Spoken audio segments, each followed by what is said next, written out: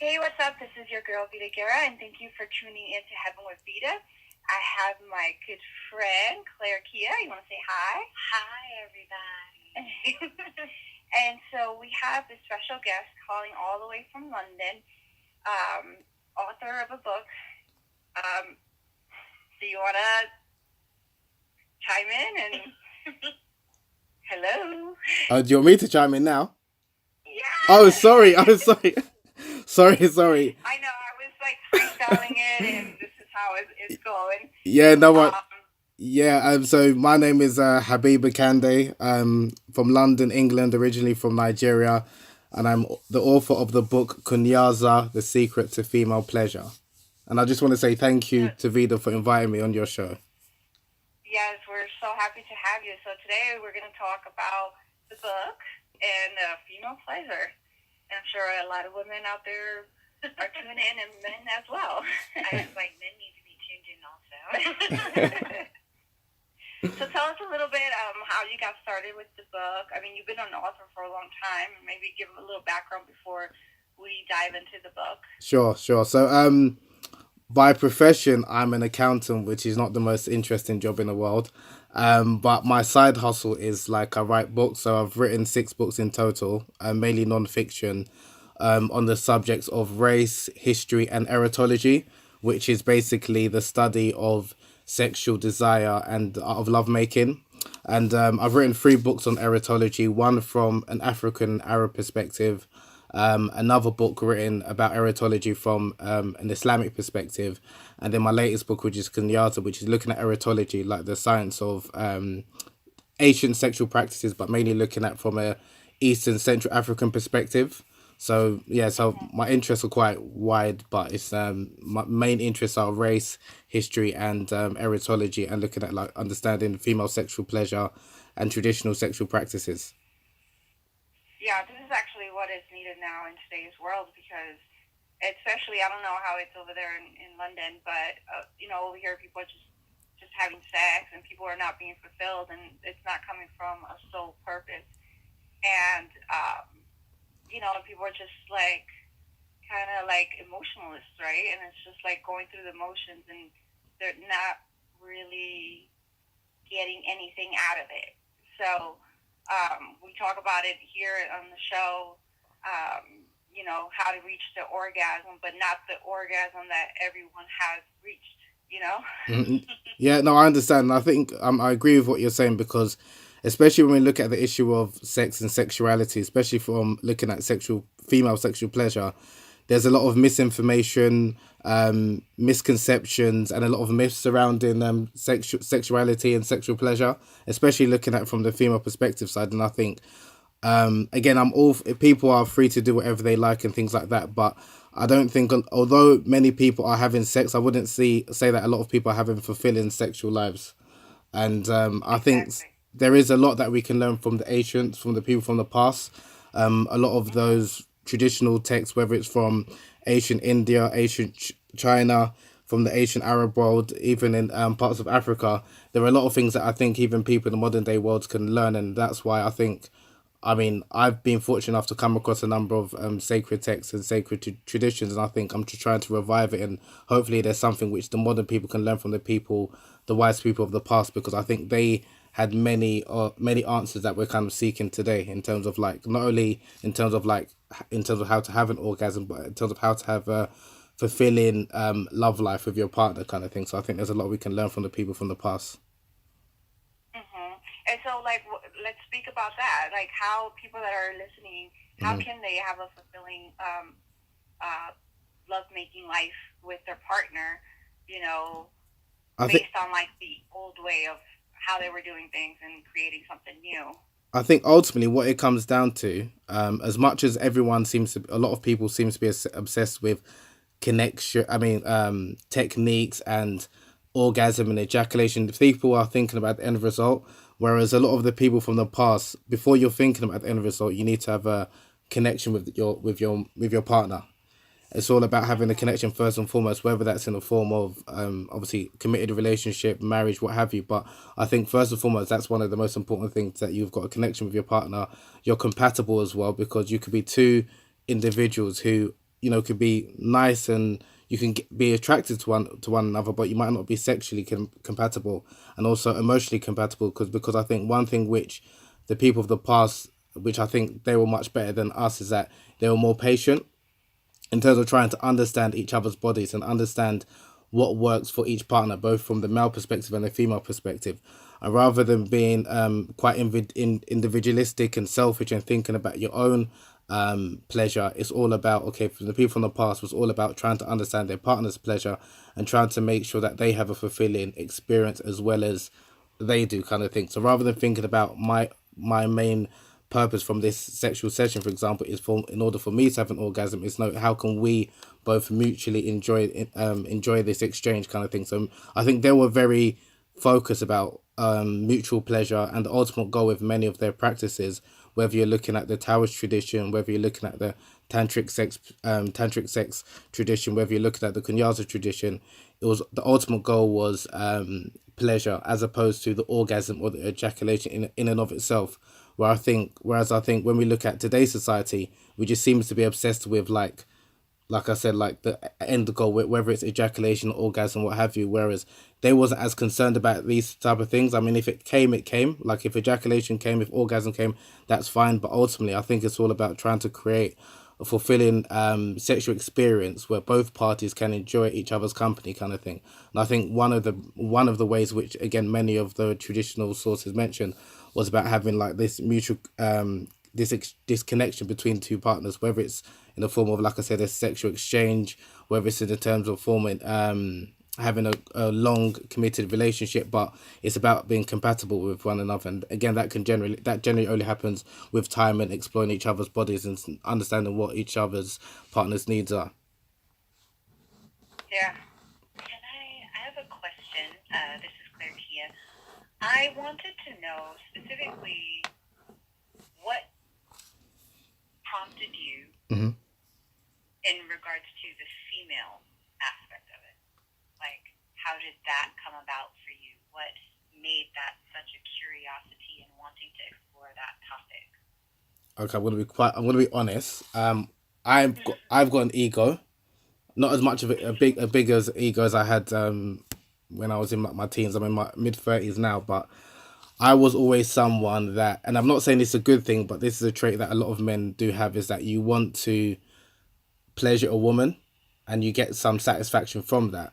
And again, I'm not saying it's not necessarily a good thing, because someone could argue that am I trying to pleasure a woman for her sake or my own sake, kind of thing. But that was the kind of the environment I was brought up in, and it was something which, again, having discussions amongst some of my male friends, again, I'm not to say that every woman that I had relations with, I was able to satisfy them completely, because that was definitely not the case. But I was someone that was always wanting to learn from the female perspective, because I know in terms of for the man, it's very easy for me to experience gratification, whereas I know that with women, it's not that easy, kind of thing. And again, having relations, and not only physical relations, but speaking intimately with a number of like female friends, I knew that this was an issue that many women weren't pleasured.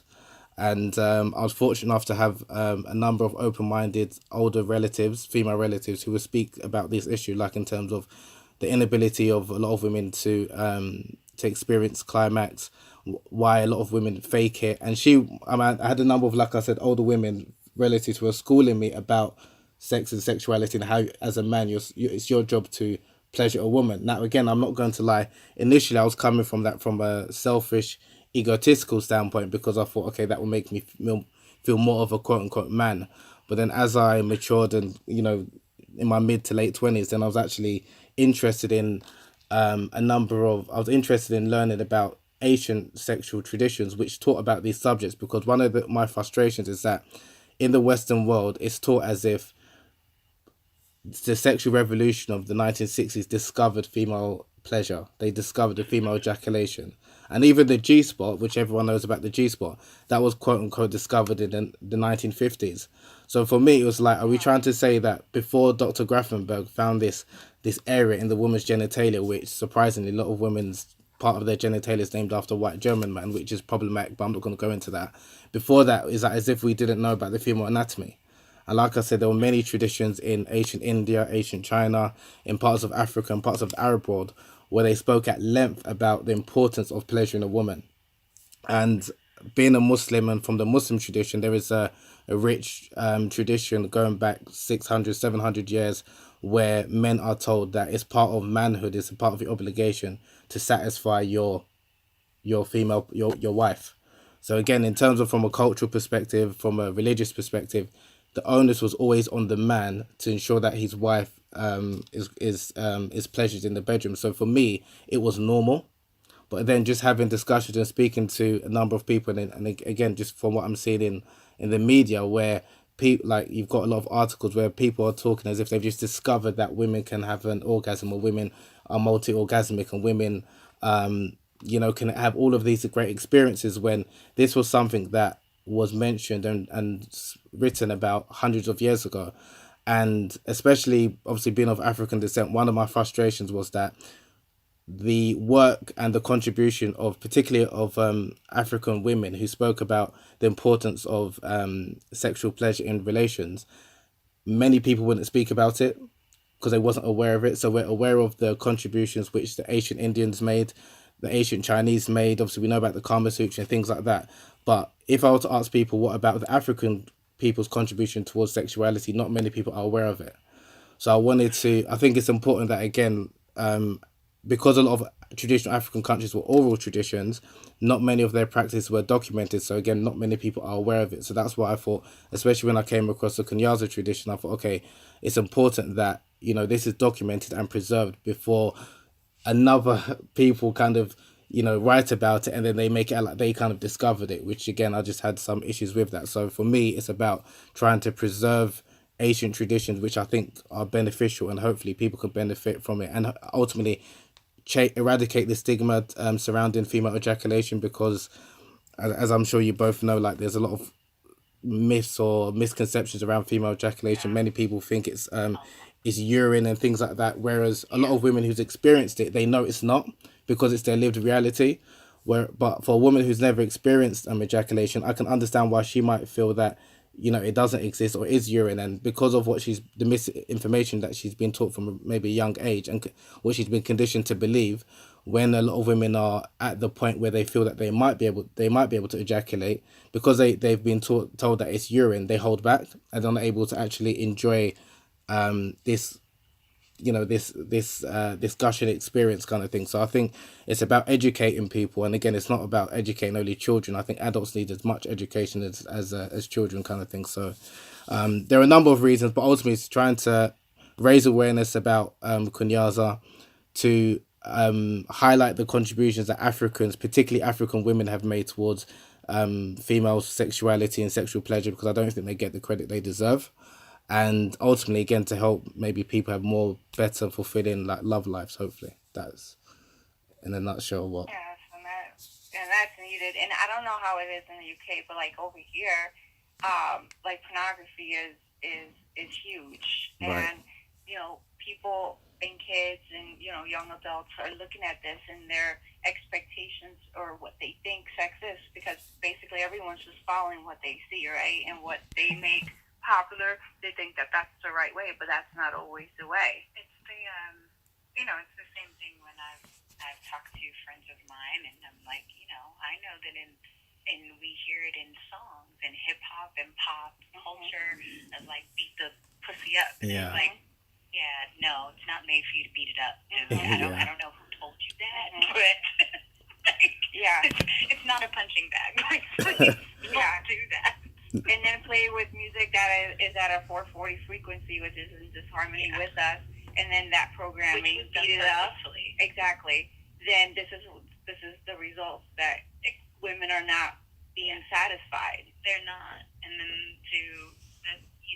one of the things that I've always said has been, when in this Western world, I can't speak to others because I don't live there, but in this Western world, when men are born, it's literally they're born into an atmosphere that says, this is your penis, this is what you do with it, it's yours, you can share it, you can hold on to it, you can play with it, you can do whatever you want. When a female is born into this Western world, she is told, don't let anybody touch you, you're going to call you a hoe, they're going to think that you're not this, and you can't do anything until you get married. Mm-hmm.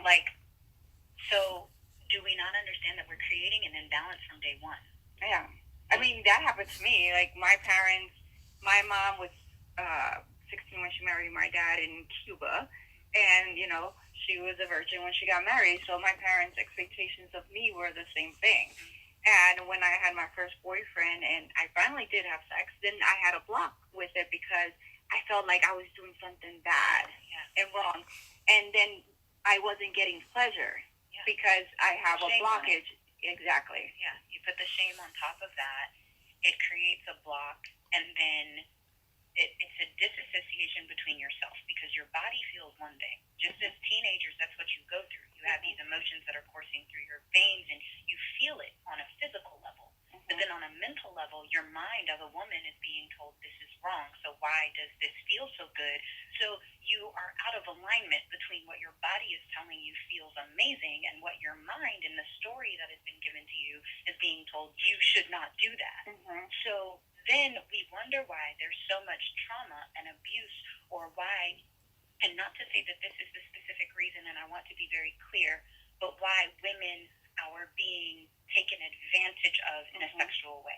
It's because there's so much repression seeped in there that it has nowhere to go. It has to have an outlet. And it's also why a lot of, you know, even going into that conversation is another conversation with victims of sexual assault, not realizing how your body as a woman reacts. Your vagina will lubricate itself to protect itself. So a lot of women will have climax in a rape situation and not understand it. How does this happen when I know I don't want this? Well, your body has created a defense mechanism to automatically lubricate itself so that you don't get hurt on a physical level because mentally you're already being taken advantage of. But when we don't talk about the female body and how it responds and how it reacts naturally, just on a natural basis, we create all of these stigmas attached to it, and then there's no freedom in your expression.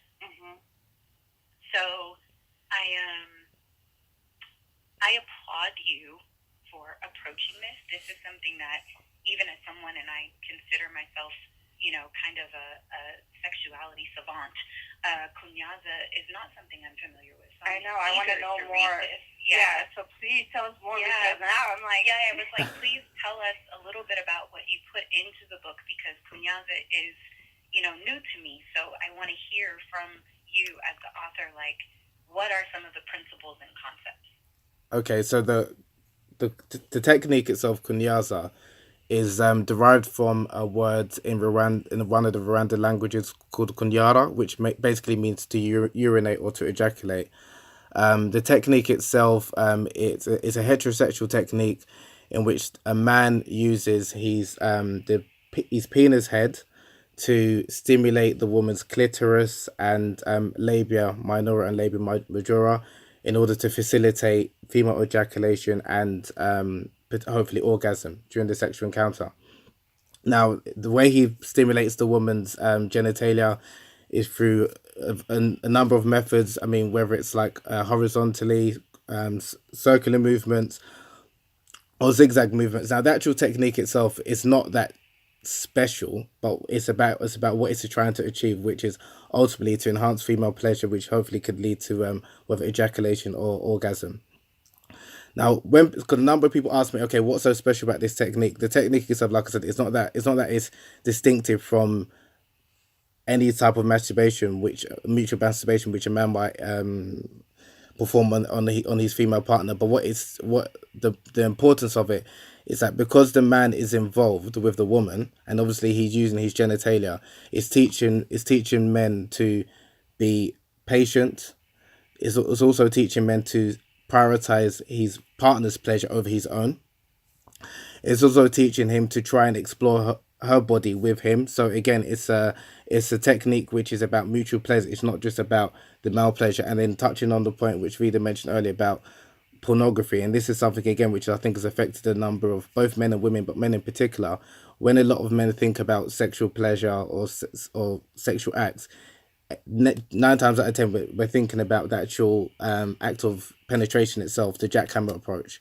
And for men, because that what gives us the most pleasure, we think ultimately that's what's going to give the woman the most pleasure, because obviously the performative scenes that they see in pornography, which again is not real, but again that feeds our misunderstanding of what sex is about. But coming back to Kunyaza, because it's a practice again, like I said, which is it's a non-penetrative technique, which it focuses primarily on the clitoris and stimulating the clitoris. It's a technique which is ultimately, it's all about trying to seek enhanced pleasure for the woman, kind of thing. So it's very female orientated. And again, one of the things which I found really intriguing in terms of Rwandan culture. Rwanda is a country, it's a very small country of 13 million people located in East Central Africa. And one thing I found, which I touched on in the book, not only the technique itself, but it's the culture of the of the East African people, because many of the hang-ups which you mentioned earlier, about which maybe some women do have, and maybe that's what prevents them from enjoying sexual relations and ultimately achieving pleasure, is because, again, like I said, some mental hang-ups and mental blocks that they've got. Whereas from my research and speaking to a number of female sex educators known as Sengas in Rwanda, a lot of the body issues that maybe some women have, a lot of the issues like in terms of women having agency of their own body, women's right to sexual pleasure, it didn't really exist, because they were taught from a young age that women are sexual beings just as much as men. And if anything, women have a right to pleasure, and again, whether this is linked to male ego or not, in their culture, men wasn't seen as real men unless they're able to satisfy their wife. And again, it's very different from what we understand about, male female dynamics in terms of sexual pleasure in the Western world, where generally it's all about male pleasure, it's all about the jackhammer approach from pornography and things like that. Whereas in Rwanda, which is, I would say the technique is similar, and it's been described as like the African tantra, where, as we know with tantra, ultimately it's all about slow sex. It's about intercourse, but again, it's about slow penetrative thrust, because ultimately that's what hopefully we could give both partners enhanced pleasure. And similarly with Kunyaza, it's the actual technique again is supposed to be rhythmic, like how a person will play with the drums, but it's not like you have to do a certain way. It's all about just exploring the woman's genitalia, obviously with the man, in order to enhance her pleasure. But for me, like I said, one of the aside from the technique itself, it was about the culture of Rwanda and Uganda as well, where it's also practiced, because their mindset was very different compared to maybe how we see sexual relations in the West. And another thing that which I wanted to touch on, which I mentioned in the book, in addition to the Kunyaza practice, there's also a practice called gukuna, which is labia elongation, which they practice in parts of Rwanda, Uganda, and Kenya. And women from a young age are encouraged to elongate their labia, basically by stretching their labia minora. And the purpose of this is in order to increase skin to skin contacts during penetrative sex, which hopefully would enhance the pleasure for the man and the woman. Now, this practice of labor, Wow. now this practice of labor elongation, and the reason why I find it remarkable, because when we look at the Western world, and again, this is because of pornography, a lot of women are a lot. Yeah, to cut it minimize off. it. Exactly, the labiaplasty surgery, which is very popular in America, the UK, and Australia. It's one of the most commonly sought after cosmetic surgeries in the Western world. So, and again, this idea that a lot of women want to have like what is called a Barbie doll vagina, with the lips that's intact. Have a vagina. Yeah, but that's what it's called. The cosmetic surgery is called a Barbie doll vagina, a Barbie vagina, and again, a lot of that is linked to pornography, because a lot of women's view of what a quote unquote perfect vagina or vulva genitalia looks like is from what they're seeing in pornography, and that's a problem. Whereas again, in parts of East and Central Africa, a lot of women were proud to have like elongated labias, and there wasn't as much of a shame attached to their genitalia as there seems to be in much of the Western world. So again, in terms of like a lot of body confidence issues, which I know unfortunately many women suffer from in parts of the Western world because of porn and the media, and even some male partners, unfortunately, there didn't seem to be that much of an issue in parts of East and Central Africa, because again, like, that was something that I was shocked by, because again, it wasn't, like I said, just the technique itself, it was the sexual culture or the sexual history of the Rwandan people. Unfortunately, I mean, the Kunyaza practice has been exercised for hundreds of years since like the 16th century. But after the Europeans, primarily the Belgians and Germans, colonized Rwanda, they told the Africans at the time, the Rwandans, that this type of practice is barbaric and they should stop doing it. So again, this is another one of my issues, that like a lot of the traditional practices, whether it's in Africa, whether it's in the Arab world, whether it's in Asia, many a times it was the Europeans that came in and said like you should stop doing these barbaric practices, and then 100 years later they're like, oh, we've discovered you can pleasure a woman by doing ABC. Do you know what I mean, kind of thing. So for me, it was just like, okay, we need to sidestep what we've been taught, because a lot of what we've been taught by our colonizers was inaccurate, and we should kind of go back to our that which is beneficial. That is, again, I'm not saying we have to incorporate all of it, but that which is beneficial we should take from our like ancestors, who kind of left a legacy which was rich and fulfilling, and I had a lot of the answers which many people, like I said, now are kind of searching for. Yeah.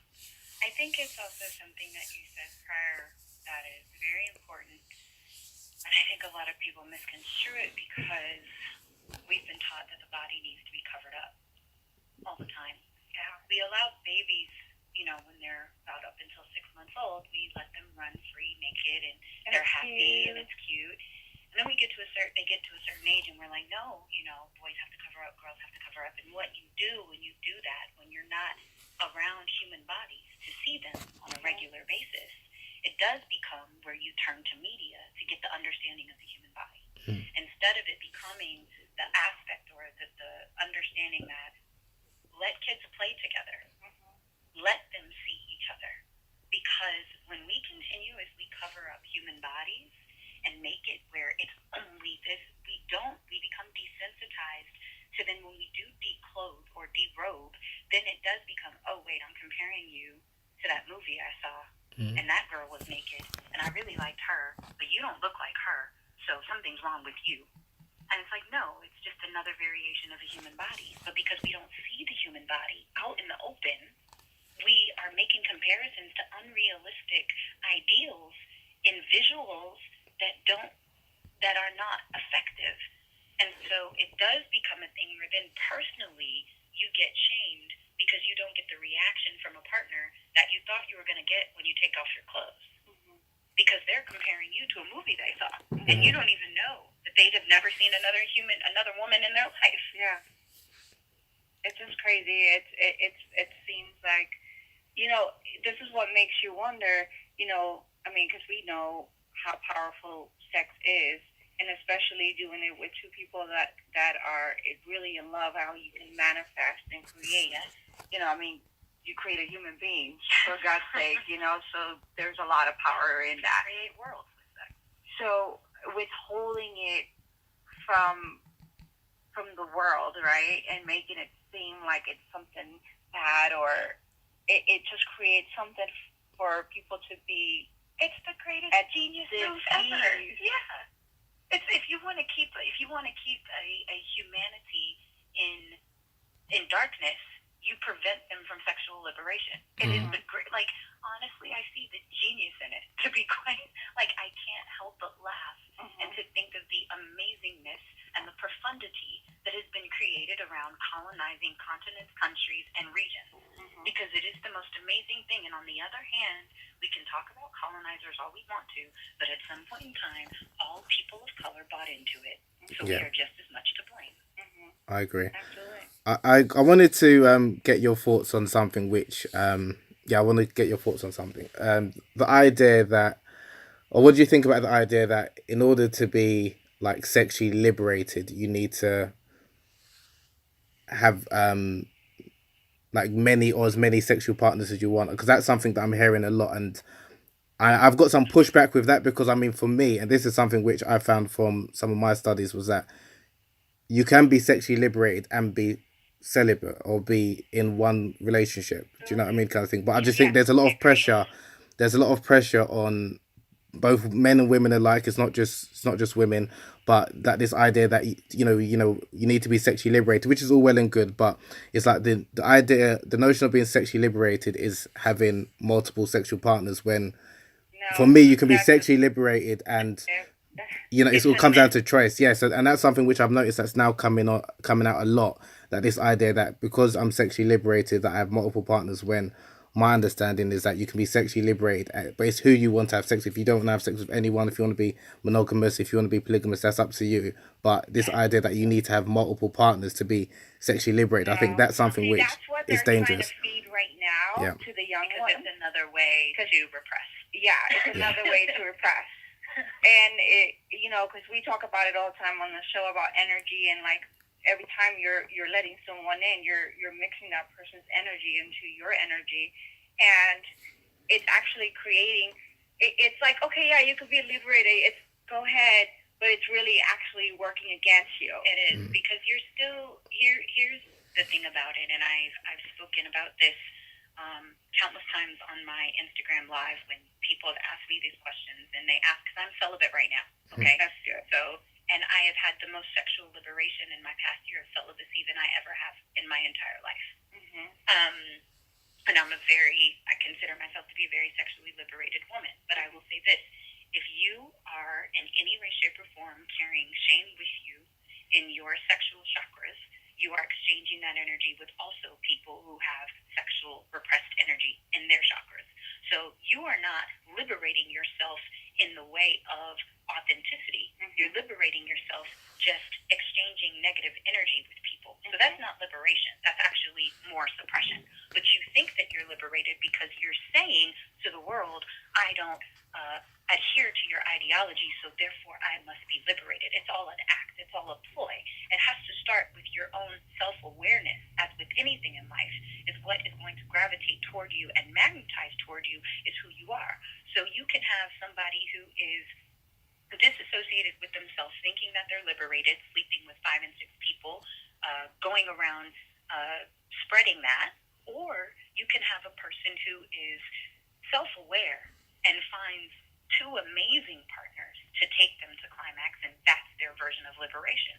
Or in the case with myself, being very clear on what I desire and finding the most pleasure within my own self-love sessions.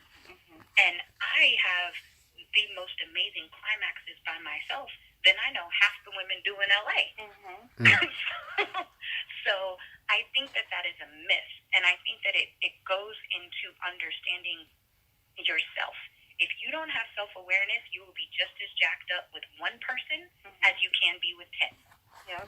I agree with that. No, and you will be worse with 10. I agree with that 100%. I agree with that. You know, when I did a 1 year of celibacy, and that's when I was the most liberated that I've ever been in my whole life. Because I made the vow to myself, and I stayed within that, and I didn't let anything. And then after that, it's kind of like it's so easy. Yeah.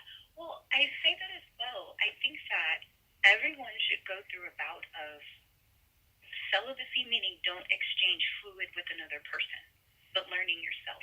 Because when you become very immersed in yourself and you learn what really pleases you, it's very easy to discern when you meet someone whether they can or cannot, because you've taken the time out with yourself to learn yourself emotionally, physically, as well as spiritually. And when you take that time, you begin to recognize really early who's for you and who's not, just by the energy they carry. You no longer have to spend time or waste time to see, is this going to go somewhere? Is it not? Because you're listening and you're tuned into a different level. It's not just about getting off anymore. Now it does become about, in the Kunyaza way of that, being able to connect and being able to see if this person really can even turn you on just by talking to you. Yeah, that's deep. Absolutely.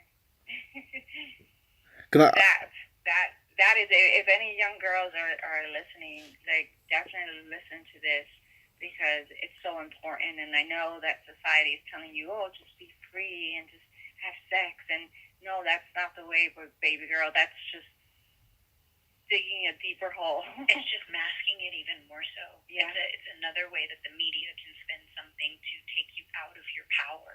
True power is being able to walk into a room knowing that everyone wants it and there's no price that anybody can pay to get it. That's power. Yeah. Yeah, I like If you have a that. price, if you have a price that you can attach onto it, how powerful is it? Exactly. You can be bargained for. If you can be bargained for, that's not value. You can't walk into a Lamborghini dealership and bargain for that shit. Come on, but you can bargain for a Honda. You can bargain for a Cadillac. But the high-end cars, you can't bargain for those. The price is the price. Yeah. You either got it or you don't. No, I agree with that. So, That's powerful stuff. That's Women powerful stay stuff. in their power. I think from a male perspective, one of the things which I'm not going to say I'm fully where I should be because I'm still a work in progress, but we all it's like coming from the Western world, I do agree with what you're saying, but it's like we're taught that which is kind of crazy. We celebrate strength and being powerful in all aspects, but when it comes to sexual restraint, we praise men who are weak, who are sexually weak, who can't control their desires. So, like, if there's an attractive woman that a man is maybe talking to, maybe platonic friends or what have you, he's expected, especially if she's interested, to sleep with her because, he's supposed to give in to his desires. Whereas in all aspects of life, we praise someone for being strong and to be able to, in all aspects. But again, like I said, when it comes to sexual desires, as being to sexually restrain yourself, for some reason, I don't know why, but men in particular, again, I'm not speaking about all men, but generally, like, we're encouraged to kind of, like, if there's an attractive woman, you definitely should sleep with her. How could you not sleep with her?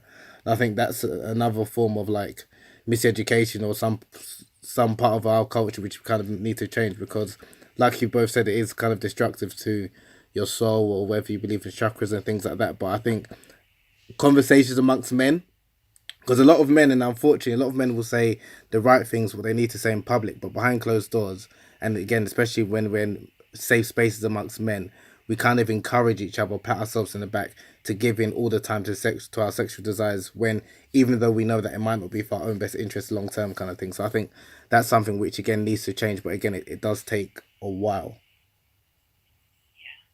I read something today that was very interesting to me, and it said, there are so many men who are heterosexual who believe that because they have sex with women, that's what makes them heterosexual.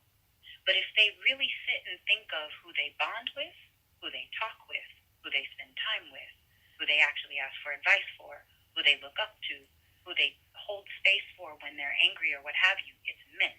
So is that are you really heterosexual because you sleep with women? When, in all honesty, most of your conversations that are intimate are had with other men. That's deep. I thought so too. Yeah. Or the men that degrade the women and treat the women bad, like, in the pornos that you slap a woman, like do all these things that are degrading women. Under that, is something else. Exactly. So it's like you claim yourself to be heterosexual because you have sex with women, but who really holds space for you intimately are your boys. So what you really saying? You know what I mean? And it is something to think about because I think it is imperative, like with my male friends, I know what good men look like because of them. And I feel like they understand what a good woman looks like because of me. And those friendships are important. Those platonic friendships, because not everyone who is attractive to you do you need to be romantic with. I agree 100%. There are connections beyond that. But here, like if they're a person, if you're attracted to the person, then it's like if it's a man and a woman, then all of a sudden, it's like, oh, you're sleeping with her? You're sleeping, Actually, we're just really good friends. Like we respect each other, we love each other, we spend time together. We've never even, done anything past a hug. Like, how is that such a foreign concept for you to get? Yeah. And I've coined them, my male friends, they are my warriors. I say every goddess needs her warriors, and every man needs his priestesses to speak life into him, to breathe into him, to give counsel to him. We all need those people. Yeah. No, that I agree with that, and that's something that, again, I'll be brutally honest with you, because that's something which, again, because of the nature of the work that I do and things like that, when I'm having discussions with my male friends, obviously in private, one of the first questions is, "Oh, are you trying to sleep with this woman? Are you trying to sleep with that woman?" I'm like, "No, I'm speaking about my book. I'm promoting my book, or this, that, and the other." And the mindset, again, unfortunately for a lot of men, is that you can't have a platonic relationship with a woman that is attractive without you trying to have an ulterior motive. And like what you said, I do agree that it's important both for men and women that you've got friendships with people of opposite sex. It definitely helps me anyway because I get a different perspective. But again, for a lot of men, we're kind of just taught that you can't have a female friend because we're so weak. And again, we've bought into that when I don't agree. Like this idea that if there's an attractive woman, you can't resist her. You're gonna have to try and make a pass at her. Which I think if you've got a bit of self-respect for yourself, you can control those desires, and you won't even have those desires because you look at her a different way, kind of thing. But for whatever reason, a lot of men were kind of taught that you have to give in to those desires because that's what you're supposed to do as a man, which is crazy. It is, and there is the aspect of self-respect, and I do know, and I've told a lot of women that I know, whether or not that man treats you as a friend or makes a pass at you, that's your decision. Mm-hmm. And the reason why it always is the woman's decision is because she sets the tone. Whether we realize it or not, relationships emotionally are always set by women because we are the emotional carriers. If you want to know the true leader of a relationship emotionally, it's her, not him. Every single time. Because that is our job. That is our role. He is to lead in protection. He is to lead where you go physically, but emotionally, that's her job. So if a man decides to take advantage of something, you let him do it. Mm-hmm. A man will only do to you what you allow him to. Yeah. With my male friends, there have been a few that have, in the beginning of our friendship, have tried, and I've been like, no, I am not for you in that way. You can either walk away from me and never see me again, or you can be my friend. Decide which one, but I'm telling you now that will never happen. Mm-hmm. And do you know what? 9 out of 10 of them have stayed. Mm-hmm. And the 10th one regrets it. Mm-hmm. Bye-bye, Charlie. You know? So I really do. It is a conversation that has to be had and people need to see healthy platonic relationships. Mm-hmm. Because if we don't see it, we don't know. Yeah, and it needs to be talked about more. So like, it's amazing that you wrote this book, and I feel like I don't know if you're doing this, but you should have seminars for men. I would love to have you a part of a couple of the events that I'm doing. With because you're needed. Your voice is needed. Yeah, I'll be more than happy to. I mean, I haven't done any. I've done a couple. I was in the States last year. I was in where was I? I think Michigan. There was a session, a very interesting session we had about toxic masculinity, and I was part of the panel with amongst 3 other men, and also I gave a presentation about one of my books about A Taste of Honey.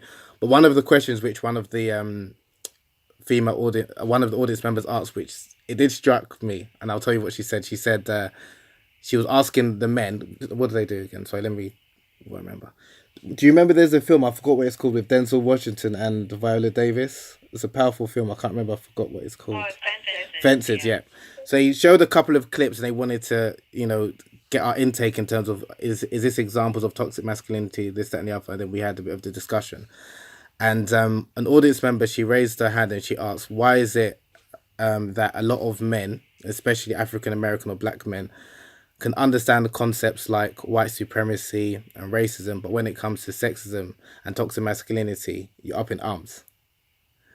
And I'll be honest, all 4 of us we were dumbfounded. We were quiet. I mean, it took me a while to kind of process what she was saying, and also, admittedly, it was because a lot of times we men were the perpetrators of it.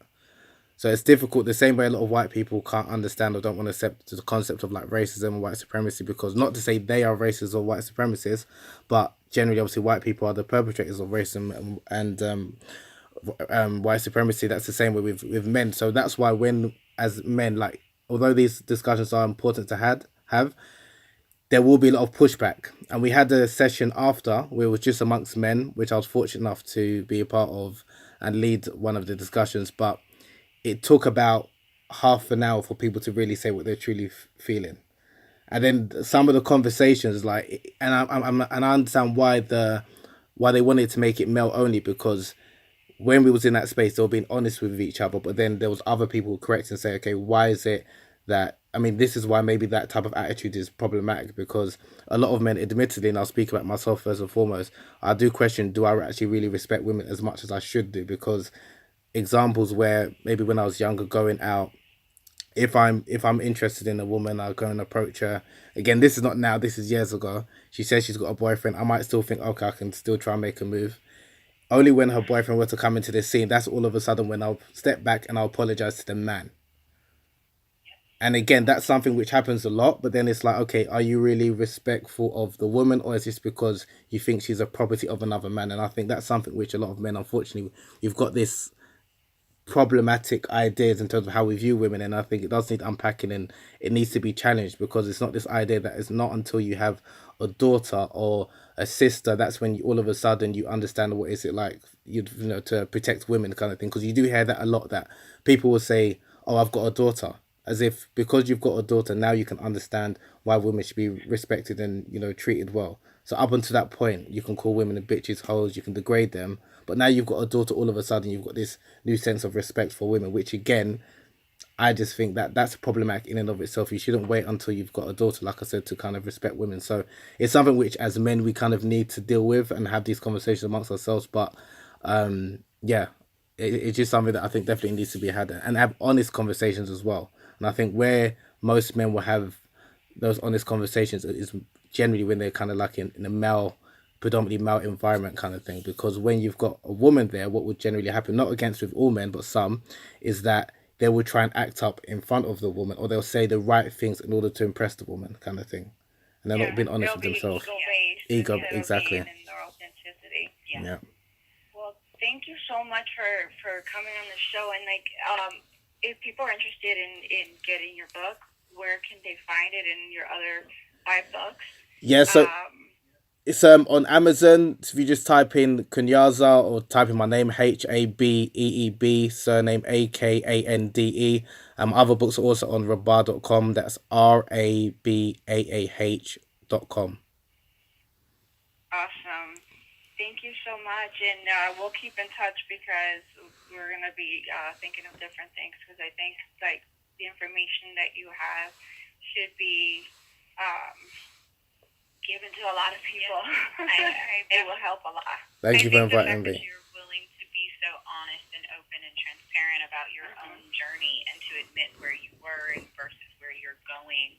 A lot of men need to hear that part as well, understanding that it's a process. You know, we're all kind of deprogramming ourselves from this westernized concepts of what we've learned that don't serve us anymore. So thank you so much for being that aware. Thank you for having me. And then also give your social media handles, so if people want to follow you and get more information or reach out to you, they can do it. Sure. So my Twitter and Instagram handles is the same. It's Habeeb Akande, HABEEB AKANDE. So that's Habeeb Akande, HABEEB AKANDE. Awesome. Thank you so much. And yeah, that's all today with Heaven with Vida. Thank you, Klairia, to give your handles. People want to get. Oh, yeah. So you can look it up under Klairia _ the artist, which is spelled KLAIRKIA. Again, that's KLAIRKIA _ the artist. And thank you guys for being on the show. Thank you. And make sure to check us in every Tuesday from 3 p.m. and 11 p.m. Pacific Standard Time. Thank you. Thank you.